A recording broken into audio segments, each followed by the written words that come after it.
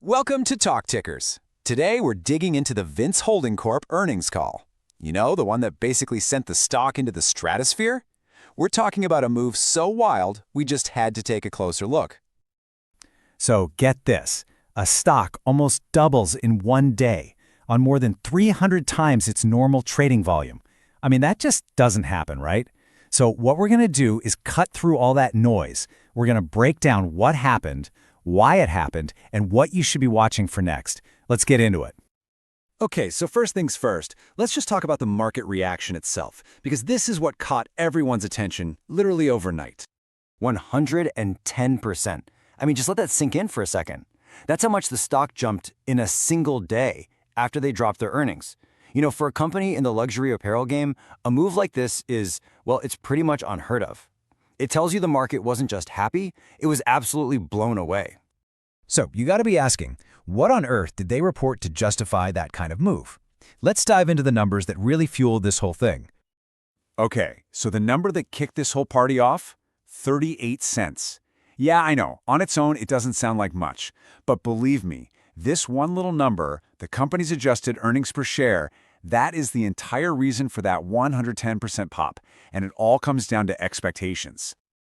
And this is why that number was pure rocket fuel. You see, Wall Street, the consensus was that the company was going to lose 8 cents a share. Instead, Vince comes out and delivers a profit of 38 cents. That's not just a beat, folks. That is a massive over 500% surprise that just completely blindsided everyone. It totally changed the story for this company.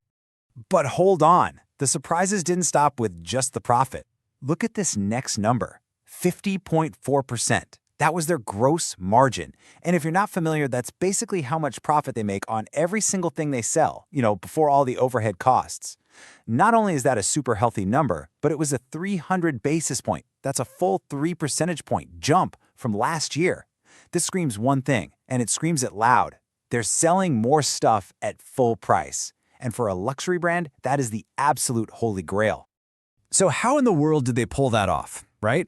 Well, this was no accident. As you can see right here, the gains they made from better pricing and, this is the big one, less discounting. Those gains just completely bulldozed the hits they were taking from tariffs and higher shipping costs. I mean, they were flying straight into some major headwinds, but their brand was strong enough to power right through.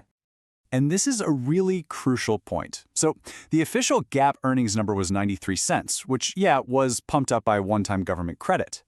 But here's the thing. Even after you strip that out to get to that adjusted 38 cents, the core business was just incredibly profitable.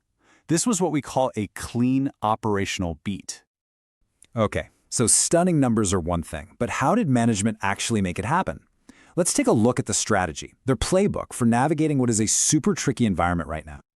On the earnings call, the CEO, Brandon Hoffman, he kept coming back to this phrase, disciplined execution.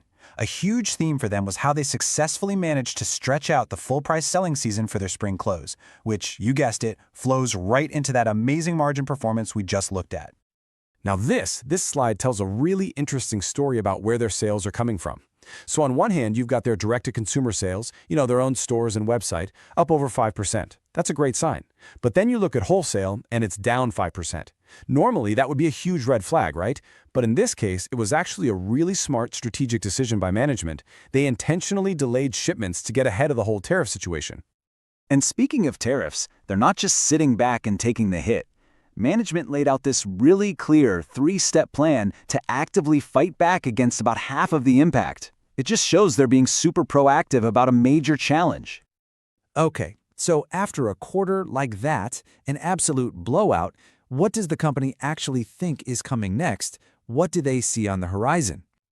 Yeah, so their guidance for the next quarter, it's pretty cautious. They're only projecting sales to be flat to up maybe 3%.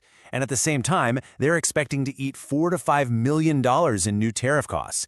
This definitely puts a little bit of a damper on all that Q2 excitement.